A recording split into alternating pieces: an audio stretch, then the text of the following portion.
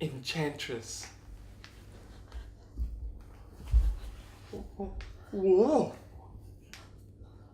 Whoa.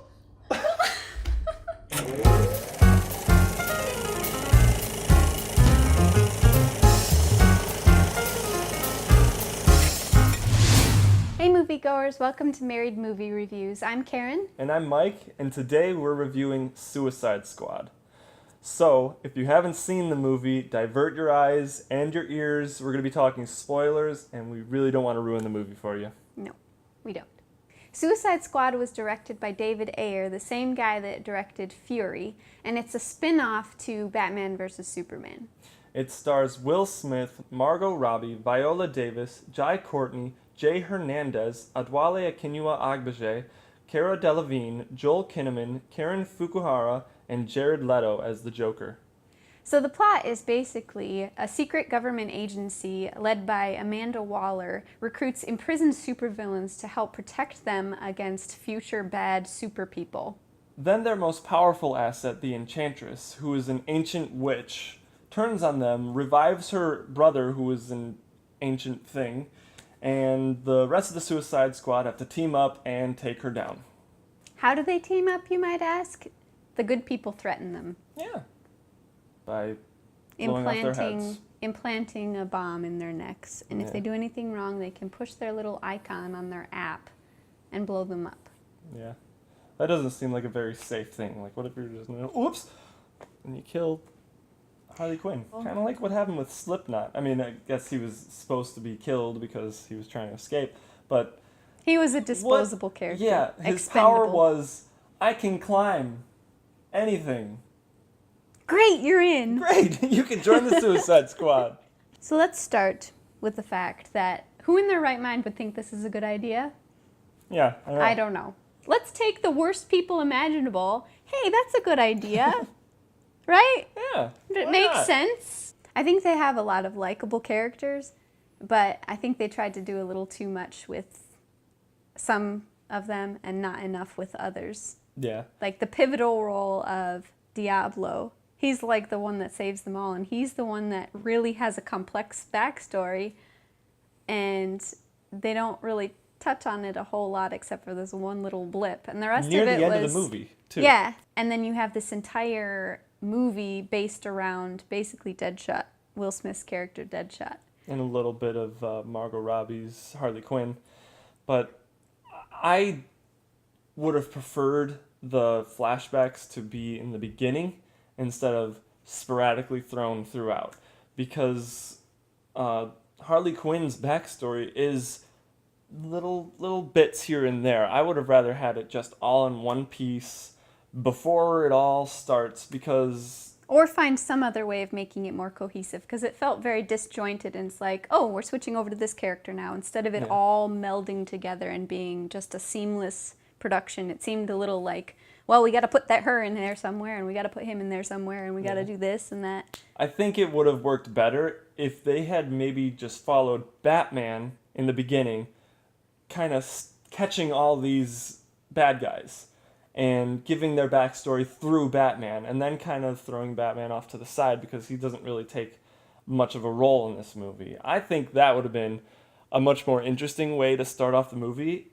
instead of what they did with just kind of throwing you in there and giving the little bio of the characters as Amanda Waller's talking about them. Basically, they're all in prison because of him. And I think there's only a few characters that aren't explained why they're imprisoned, except for maybe a line or two. Like Killer Croc. He's just in prison. We know that it's because of Batman, but I don't know. I liked his character. I hated how he talked. But Adewale Akinnuoye-Agbaje, it's hard to say his name. I think he did really good with the gestures, with his movement being like a crocodile.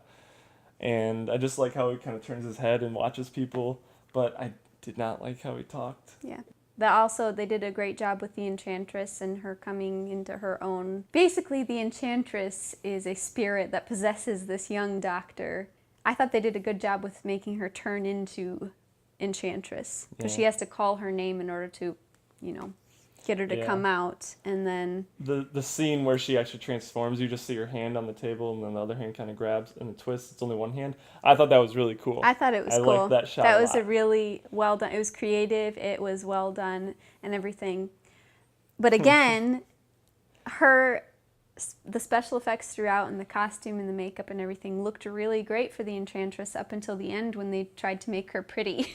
Basically, Yeah.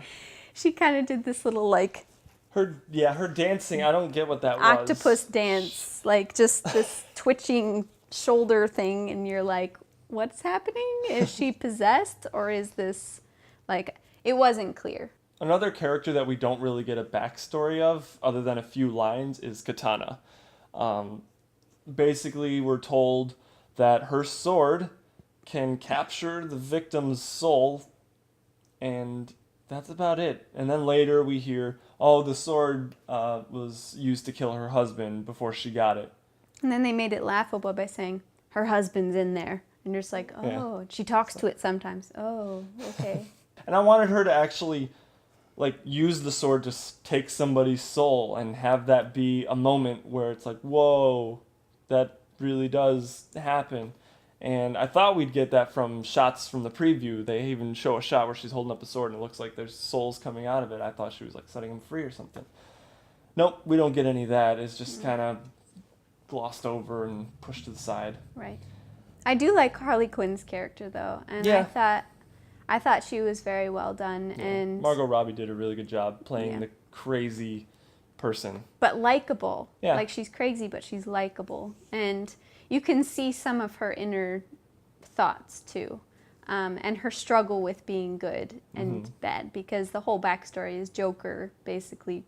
She's a psychiatrist, and he turns her to the dark side, if you will, and I think she still struggles with that, which makes her character really complex, and I appreciate that, as opposed to just, like the cartoon Harley Quinn, who's just crazy in love with Joker.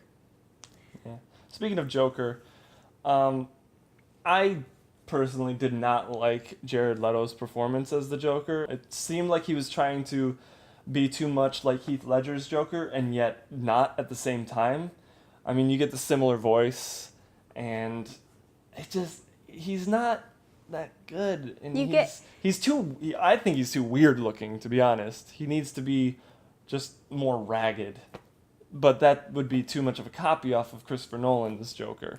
Kind of felt I like a thought mix. it was a mix, but not a good mix. Yeah, kind of a bad mix. Kind of a bad mix. And he was more creepy than the crazy Joker who's ruthless and can outsmart people. Yeah. I felt like he was just kind of emotional in this one, where the whole movie he's trying to get Harley Quinn back, and you don't really see what he does in that a whole lot. Yeah. Which, because they didn't want to make it too much about the Joker because it's about Suicide Squad, which I appreciated. But again, it's not quite working. Yeah. Well, a lot of people were complaining that, there wasn't enough Joker. They showed him a lot in the preview, but he's not in the movie a lot. I was happy about that. I thought there was actually too much Joker, to be honest, because I'm like, okay, I want to see more of the Suicide Squad. I want to see how they interact with each other. I would rather have more backstory of Deadshot, or more backstory for Killer Croc, or one of the other background characters. Yeah. I thought there was a little too much Deadshot. I mean, as complex as his character was, it's also pretty quick to catch. Yeah.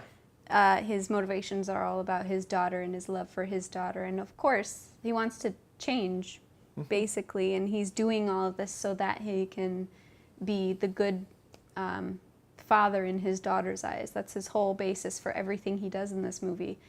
But they almost beat you over the head with it. Yeah. There's this part where he looks in a window as they're walking down the empty city streets, and he sees a coat that looks like the one his daughter was wearing, and just sits on it for 30 seconds, and you're like, yeah, we get it. Okay, you're thinking about your daughter. Great, move along. So there's this mandatory evacuation because the Enchantress and her brother have created this machine that sends the stereotypical beam of light into the sky that everybody can see, and there's a storm around it, which happens in every movie. Yep. Fantastic Basically. Four, Superman, just pretty The much list every goes on and superhero on. movie. Avengers too. Lord of They're the guilty of it. Rings. Yeah. I mean, it happens in all the movies, which, it's fine. It's a formula to be able to do that. But It's outplayed. Also, the brother of the Enchantress, what is his power? It's not explained. He's Mr. Fantastic, pretty much. He could stretch out and destroy things. And throughout the entire, first and second act, his aim is right on. He hits helicopters out of the sky. And then when the Suicide Squad decides they're going to confront him, he can't hit a single one of them. It just bothers me. If you haven't seen the movie yet and you're still watching this, or if you've seen the movie and left before the credits started rolling or just as they started rolling, you missed out on a mid-credits scene. There's no post-credits scene to my knowledge, but there's a mid-credits scene that I thought was really interesting. It looks like it's setting up Justice League, and it's basically Bruce Wayne talking with Amanda Waller about all the things that she has done. I did like watching this movie, though. It had some things that I enjoyed. There was some drama, action, romance, craziness.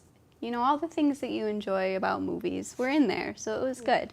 But I gave Suicide Squad a C-, and that's pretty self-explanatory, I think. There was a lot of plot things that I didn't like. There was a lot of just canned things in there that just seemed to be very disjointed, and hey, we need to put this in there so that the audience gets a better view of this, but it just didn't work. Yeah, I kind of feel the same way. The plot just kind of felt disjointed. I still feel like they missed an opportunity to really include Batman in one sitting at the beginning, tell the story through him, capturing all the villains. For those reasons, I give Suicide Squad a C. It just could have been so much better, and it was a missed opportunity. So we want to know what you think. Did you like it, love it, or hate it? Let us know in the comment section below. And if you like this video and you want to see more, you can click right over there, or you can click right here and subscribe. Thanks for watching.